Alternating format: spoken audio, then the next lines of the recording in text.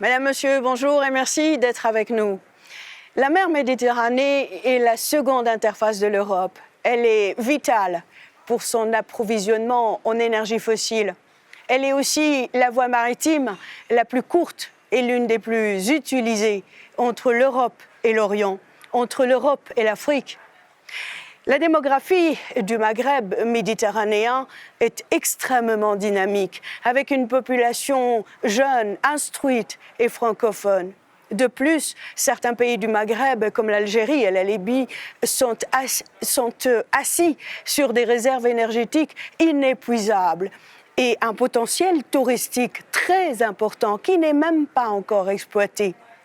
C'est l'Algérie qui ouvre le bal d'une série d'émissions que je consacrerai à l'avenir des relations entre l'Union européenne et le Maghreb.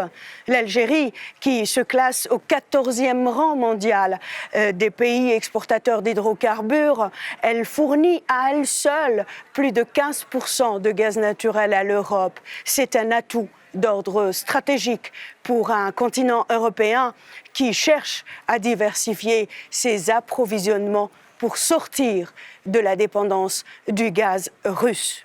L'accord d'association, la zone de libre-échange, la francophonie et bien d'autres dossiers seront évoqués dans cette émission avec Emmanuel Morel, eurodéputé français, et Halim Ben Attala, ancien ambassadeur algérien. Monsieur Morel, bonjour et merci d'être avec nous. Bonjour. Monsieur Halim Ben Attala, bonjour et merci d'être avec nous. Et je vais vous poser à vous la première question. Monsieur Ben Attala, je rappelle que vous avez été ambassadeur de l'Algérie auprès du Royaume de Belgique et auprès de l'Union européenne. Vous avez été surtout le chef des négociateurs lors justement des négociations de l'accord d'association entre l'Algérie et l'Union européenne. Monsieur Ben Attala, l'Algérie est énorme par sa superficie. Elle fait quelque chose comme 2 millions de kilomètres carrés. Elle est très importante pour l'Union européenne puisqu'à elle seule, elle assure 15% du gaz naturel à l'Europe. Elle est aussi, elle jouit de quelque chose comme 1200 kilomètres de côte. Le secteur touristique en Algérie n'est pas encore du tout exploité. C'est comme ça qu'on perçoit en tout cas l'Algérie depuis l'Europe. Mais comment est perçue l'Europe depuis l'Algérie, Monsieur Ben Attala? Écoutez, depuis la signature de l'accord d'association, mais en fait depuis l'instauration du cadre euro-méditerranéen au début des années 1990, rappelez-vous, c'était à la fin de la guerre froide et il y avait un impératif. C'était de construire dans la région méditerranéenne un cadre de stabilité, de dialogue, de sécurité, de construction de la confiance. Et en objectif sous-jacent, il y avait la volonté indirecte de favoriser, d'avoir un climat propice au règlement des problèmes du Moyen-Orient. C'est pour cela que la Syrie était dans le dialogue euro-méditerranéen, ce qu'on appelait le processus de Barcelone. Et alors, à ce moment-là, au cours de ces années, il y avait une atmosphère de relative confiance. Des mesures de confiance ont commencé à être discutées. Les accords d'association ont suivi, mais aussi des perspectives d'intégration régionale et d'intégration verticale dans le sens nord-sud. Bien évidemment, le contexte a totalement changé depuis en raison de la pandémie récente qui va avoir un impact certain, mais surtout depuis le déclenchement de ce que je dirais le hirak dans les différents pays arabes. Et donc les bouleversements internes ont changer un peu la perception vis-à-vis de l'Union européenne et altérer en quelque sorte le fonctionnement du cadre euro-méditerranéen. On constate, c'est le premier constat qu'on pourrait faire, c'est que depuis lors, depuis la disparition du processus de Barcelone et la venue du bébé de l'UPM, il y a très peu de dialogue entre le Nord et le Sud. Très peu de dialogue. Ce qui existait auparavant, qui servait à construire de la confiance, qui servait à construire des passerelles de coopération, tout cela, malheureusement, a subi le contre-coup des événements. Et alors, sur un plan politique, nous sommes en présence d'un vide en ce moment. Alors, l'initiative que vous prenez aujourd'hui, c'est déjà un petit premier pas. Alors, le dialogue politique, toujours, mais sur un plan, au plan parlementaire, il a aussi subi des contre-coups. Pour deux raisons. Là, la première, c'est que nous avons, tout au long de ces dernières années, constaté les effets de l'élargissement de l'Europe. Bien, de ce que j'ai vu et de ce que je constate depuis, c'est que le centre de gravité et des intérêts de l'Europe s'est largement déplacé. Vous constaterez avec moi que depuis qu'on ne parle plus du processus de paix au Moyen-Orient, l'agenda méditerranéen est quasiment ou presque sorti de l'agenda, en tout cas au Parlement européen, de ce que je constate. Pareillement, c'est l'autre effet, c'est que la construction européenne absorbe toutes les énergies de l'Union européenne.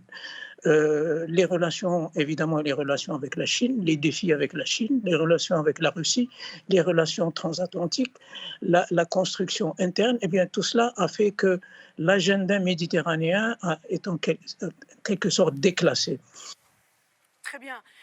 Monsieur Morel, est-ce que vous acquiescez tout à l'heure? Vous êtes d'accord par rapport à ce dialogue politique inexistant aujourd'hui entre le Nord et le Sud de la Méditerranée? Je ne dirais pas inexistant, mais là où votre invité a totalement raison, c'est que l'élargissement de l'Union européenne a eu une conséquence, c'est qu'il y a de très nombreux pays qui n'ont pas ce lien géographique, historique, charnel, culturel avec la Méditerranée. Ça, c'est une évidence. Et pour de nombreux États membres, la question russe, la question des Balkans, la question, par exemple, de l'Ukraine ou de la Biélorussie, font partie des urgences. Là où l'espace méditerranéen leur apparaît moins immédiatement nécessaire. Ce n'est pas mon cas. Et d'ailleurs, je reviens sur votre proposition de départ. Avant de dire que l'Algérie, c'est un pays riche en hydrocarbures, d'abord, l'Algérie, c'est un formidable pays avec une culture extraordinaire, une population avec qui on a envie d'être amis, avec qui on a envie de nouer un partenariat, je dis bien une population. C'est vrai pour moi français, c'est vrai pour beaucoup de collègues qui se disent la politique de voisinage de l'Union européenne, aujourd'hui, elle est largement insatisfaisante. Et c'est particulièrement vrai avec le voisinage méridional. Alors, pourquoi ? Ça vient d'être dit à l'instant. D'abord, la pandémie n'a rien arrangé.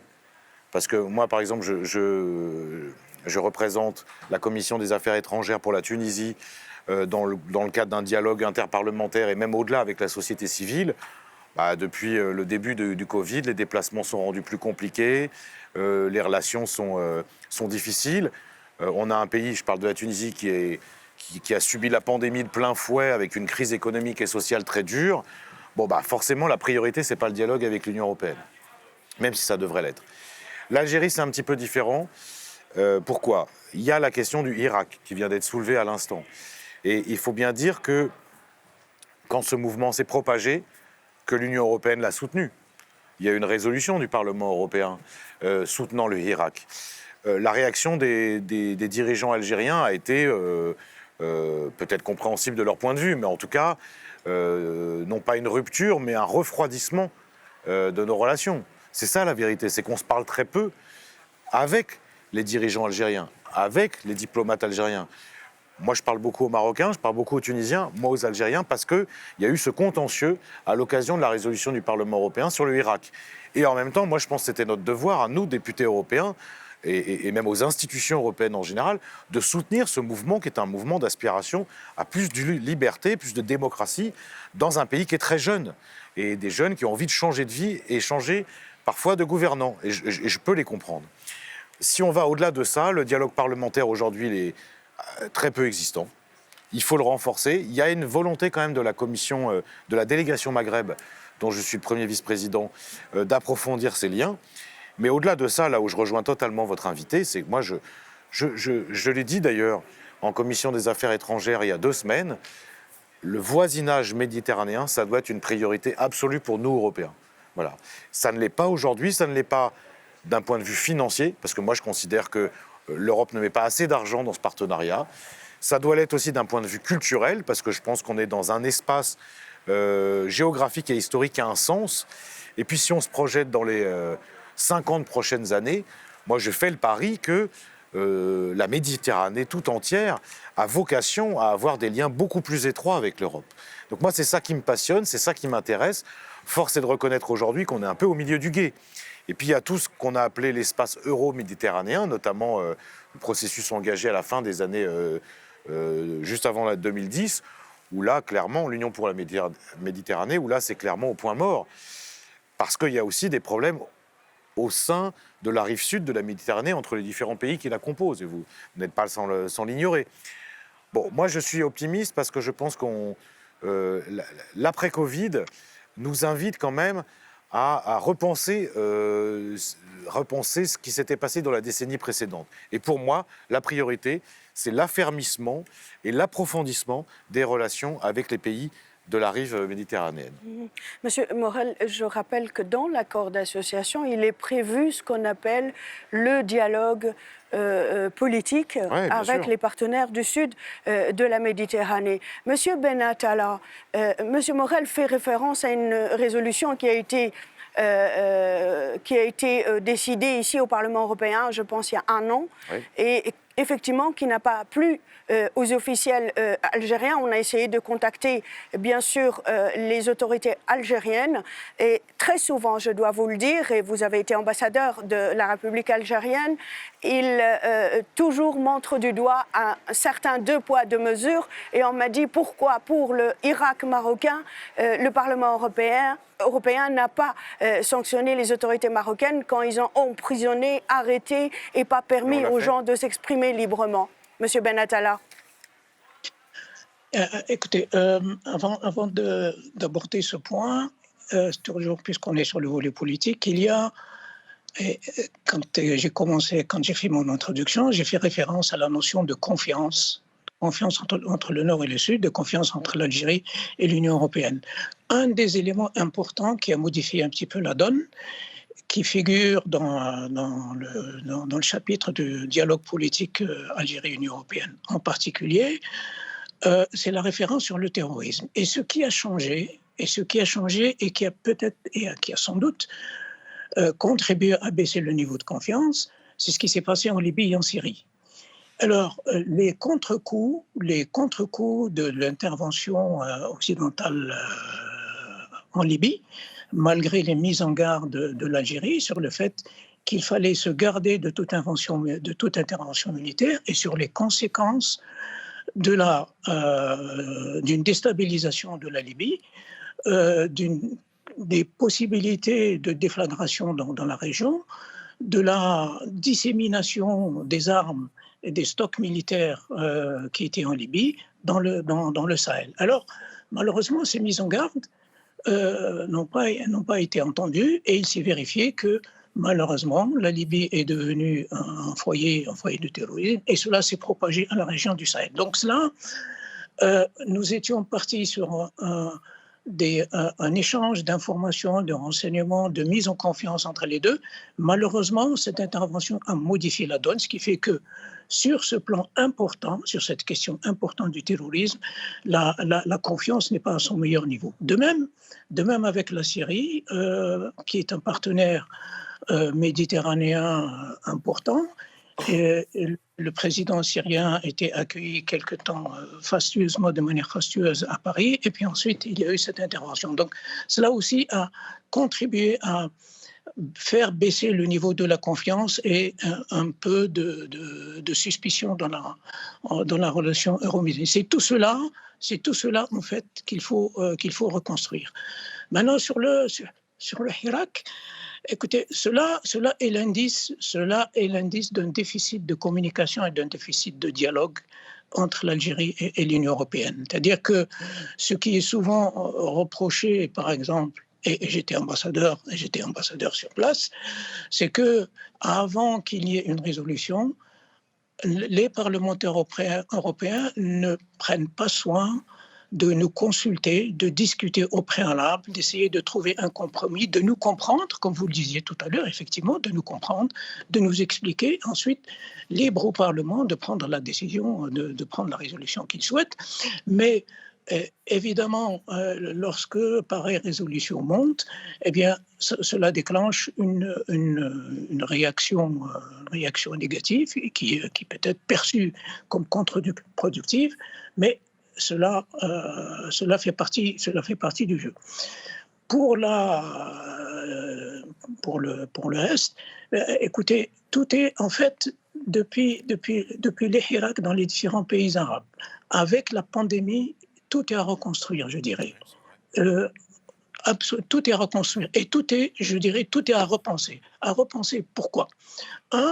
Comme je dirais, il est important, le Nord et le Sud se parlent très peu à présent. Et la pandémie n'arrange rien du tout. On ne peut pas continuer à discuter par vidéoconférence. Le contact, ça déshumanise. Monsieur Benatala, oui. Qu'est-ce qui a empêché l'Algérie d'aller de l'avant par rapport à la zone de libre-échange qui devait être mise en vigueur en septembre 2020 ? Je rappelle aux téléspectateurs et à mes invités que le président de la République, M. Tebboune, avait demandé à l'Union européenne de reporter cette date. Je ne sais pas si vous, en tant qu'ancien ambassadeur, vous avez la réponse de l'Union européenne ou des autorités algériennes. Je poserai la même question tout à l'heure à M. Morel. D'un mot, avant de poser la question à M. Morel. Écoutez, vous passez à un autre sujet là. Écoutez, d'abord, il ne s'agit pas d'une zone de libre-échange, il s'agit de la zone de libre-échange s'entend à l'échelle régionale entre tous les pays de la rive nord et sud. C'était un des objectifs qui était fixé au début de 1990, mais cet objectif ne peut pas être réalisé, bien évidemment. Alors, sur la relation bilatérale, il s'est avéré qu'au cours de la mise en œuvre, les incidences ou les contre-coups sur un plan budgétaire et financier ont été si importants que l'Algérie a dû demander une renégociation technique sur certains aspects. Donc c'est une négociation technique, un report des échéances, mais l'objectif final étant là, mais dans les conditions présentes, je ne suis pas sûr qu'on pourra encore le poursuivre. Mais de mon point de vue strictement personnel, je n'engage que moi-même. De mon point de vue, les accords d'association doivent être revus en entier. Ils sont, à mon avis, complètement dépassés. Il y a une reconstruction du partenariat à faire. On parlait du volet politique. Vous voyez, le volet politique est complètement dépassé par les événements. Tout ce qu'il y a dedans. Vous voulez dire que le président algérien avait raison de demander à l'Union européenne de revoir, de réviser l'accord d'association, en tout cas la partie qui concerne la zone de libre-échange. Je poserai la même question à M. Morel. Dites-moi. Pardon. Je continue. Oui, donc, bien entendu, il avait raison parce qu'il y avait ces difficultés, mais je vais encore plus loin. Je dirais que d'une manière globale, au vu des circonstances et des événements depuis lors, ce type de partenariat avec l'Union européenne est un petit peu dépassé. Le partenariat doit être reconstruit dans absolument tous ses volets. Par exemple, sur le libre-échange, nous sommes dans une époque du retour du protectionnisme, alors que les accords d'association prévoient le libre-échange. Rien que de ce point de vue, il s'agit de revoir la construction qui a été faite. Ne parlons pas des aspects culturels, des aspects d'islamophobie, d'arabophobie. Tout ce qui était dans les accords maintenant ne tient plus la route. D'accord. Merci. Je vais donner la parole quand même à M. Morel. J'ai l'impression que vous avez voulu réagir déjà par rapport à ce 2 poids 2 mesures, par rapport aux 2 Irak, marocains et algériens. Je réagis parce que c'est pas vrai. C'est pas vrai, quand il y a eu des problèmes dans le Rif marocain, le Parlement européen a lui aussi fait un texte, d'ailleurs qui avait soulevé l'émotion des diplomates marocains, et même au-delà, hein. Et on avait et on avait eu des explications qui étaient parfois un peu véhémentes, mais le dialogue ne s'est pas rompu. Et là où je reprends votre invité, c'est que quand nous avons fait la résolution sur le Irak algérien, il y a eu des contacts avec les diplomates, et même avec l'ambassadeur. C'est juste que la résolution ne plaisait pas au gouvernement algérien. Moi, je peux le comprendre, mais en même temps, ce n'est pas un problème de communication. Là, nous, on estime que c'est des faits. Il y a des gens qui ont été emprisonnés, il y a des gens qui le sont toujours, il y a une liberté de la presse qui est à un niveau catastrophique en Algérie, hein, 141e pays pour la liberté de la presse dans le monde. Donc ça, c'est des faits que les députés européens ont estimé devoir mettre en exergue. Ça, c'est la première chose. Donc il n'y a pas de poids, de mesure, ça, je ne suis pas d'accord. Là où je rejoins totalement votre invité, c'est sur 2 points. Premier point, il a raison, les accords de libre-échange tels qu'ils étaient prévus avec les pays méditerranéens, l'Algérie, mais ça vaut aussi pour la Tunisie, ça vaut même pour le Maroc.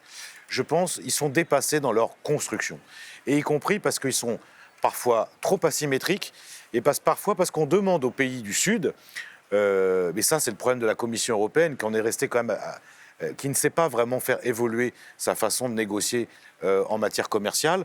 On leur demande par exemple de libéraliser leur marché agricole, comme si c'était un pays au même niveau que les pays européens. C'est absurde, ça va tuer l'agriculture vivrière et ça va mettre en péril leur marché agricole. Moi, je comprends qu'ils puissent hésiter. De la même façon, on demande à l'Algérie de lever tout de suite ses barrières protectionnistes, alors même qu'il y a un déséquilibre qui est trop important, une asymétrie. Donc moi, je suis d'accord avec lui. Il faut revoir complètement notre façon de concevoir des accords de libre-échange et de partenariat commercial avec les pays méditerranéens. Donc ça, je suis d'accord. Je suis aussi d'accord sur le fait que ce qui s'est passé en Libye et en Syrie a contribué, si vous voulez, à non pas rompre la confiance, parce que, bien sûr, l'Algérie est intéressée à ce qui se passe en Libye, comme nous, mais je ne sais pas si ça a rompu la confiance. En tout cas, ça a donné l'impression d'une diplomatie un peu confuse, un peu hasardeuse, et avec des expérimentations qui se finissent mal. Même si tous les pays de l'Union européenne n'étaient pas engagés de la même façon en Libye, pareil pour la Syrie. Il y a eu un débat, hein, parce qu'on ne peut pas parler de l'Union européenne comme si c'était un bloc homogène sur ces 2 questions. De la même façon qu'on ne peut pas parler du Sud comme si c'était un bloc homogène. Quand monsieur l'ambassadeur dit le Nord et le Sud ne se parlent pas beaucoup, bah, ça dépend de quel Sud on parle. C'est pas vrai. Il y a des Suds et c'est très différent. Pour ce que je connais, hein, c'est très différent, nos rapports avec les Marocains, les Égyptiens, et si on remonte même les Libanais, et si on redescend la Tunisie. Donc la réalité, c'est qu'il n'y a pas un Sud homogène et unifié, loin de là. Donc de la même façon qu'il n'y a pas une Union européenne, d'un point de vue diplomatique, on peut le regretter, qui soit totalement unifiée. Donc là où je vous rejoins totalement, monsieur l'ambassadeur, c'est je pense que parce qu'il y a eu la pandémie, parce qu'il y a eu cette crise d'une ampleur inédite qui a quand même remis en question un certain nombre de repères, de réflexes, d'habitudes, c'est vraiment le moment opportun pour reconstruire et reposer les débats sur de bonnes bases. Mais par contre, vous ne nous empêcherez pas de dire, par exemple sur l'Algérie, que la situation des droits de l'homme, de la liberté de la presse, de la liberté syndicale est problématique. Et en tant que député européen attaché à la promotion d'un certain nombre de valeurs, c'est normal qu'on parle. Mais on le fait pour l'Algérie comme on le fait pour d'autres pays, l'Arabie saoudite, la Russie et d'autres. Donc ça, ça fait partie aussi de notre job. Les gens nous ont aussi élus pour ça, c'est-à-dire alerter quand il faut alerter. Mais ça n'empêche pas de comprendre et de discuter. Et d'ailleurs, moi, je vous le dis à vous, comme je le dirais à celui qui occupe votre poste aujourd'hui, je pense qu'on ne dialogue pas assez, on ne parle pas assez, on n'échange pas assez. Sauf de façon un peu superficielle et protocolaire. On sait très bien que ce n'est pas comme ça que les choses se font. Monsieur Benatalla, moi je me réjouis aujourd'hui d'avoir un député européen qui ne mâche pas ses mots. Donc, mais peut-être je devrais le faire plus. Exactement. L'invitation est lancée. À quand un véritable dialogue et à tous les niveaux? Écoutez, il y a moi, ce que j'avais à l'esprit en termes de dialogue, ce n'est pas le dialogue bilatéral, c'est le dialogue multilatéral, c'est-à-dire tous les pays membres de l'Union européenne et des pays de la rive sud qui se mettraient ensemble, comme cela se faisait traditionnellement. Dès qu'il y a une tension, il y a un conflit, il y a une crise, les ministres, et jusqu'à des sommets, se réunissaient. Et alors, soit dans un cadre informel, et le dialogue était franc, et j'en ai assisté à pas mal, soit dans un cadre plus officiel, et alors il y avait des communiqués et des déclarations communes qui mettaient en valeur à la fois les points sur lesquels on s'entendait et d'autres non. Malheureusement, c'est de cela dont je parle. Hein. Malheureusement, ce cadre-là n'existe plus. Vous avez fait référence à l'UPM. Malheureusement, l'UPM n'est pas à la hauteur des enjeux géopolitiques en ce moment. C'est tout juste un club qui a été positionné à Barcelone, mais qui est très en deçà des enjeux. Donc, c'est pour cela qu'il faut tout reprendre et tout reconstruire. Maintenant, le dialogue bilatéral, bien, écoutez, ça, c'est aux deux parties de prendre l'initiative, hein, du côté du Parlement européen ou alors du côté algérien. Cela est prévu dans l'accord. Rien n'empêche que des initiatives de dialogue soient prises. Les pays du sud de la Méditerranée, en général, reprochent à l'Union européenne justement de prendre toujours des initiatives. On dit toujours que l'Europe propose et c'est l'Europe qui dispose. Pourquoi ces initiatives ne viennent-elles jamais des pays de la Méditerranée du Sud ? Je suis entièrement d'accord avec vous sur ce point. Il se fait que sur la rive sud, il se fait que, malheureusement, c'est un fait, les intérêts nationaux sont assez différenciés. On arrive à peine à s'entendre sur des positions communes lorsqu'on sera à la veille d'une rencontre avec les pays de l'Union européenne. Chaque pays, en l'occurrence, a sa propre perception et sa propre vision de ses intérêts nationaux avec l'Union européenne.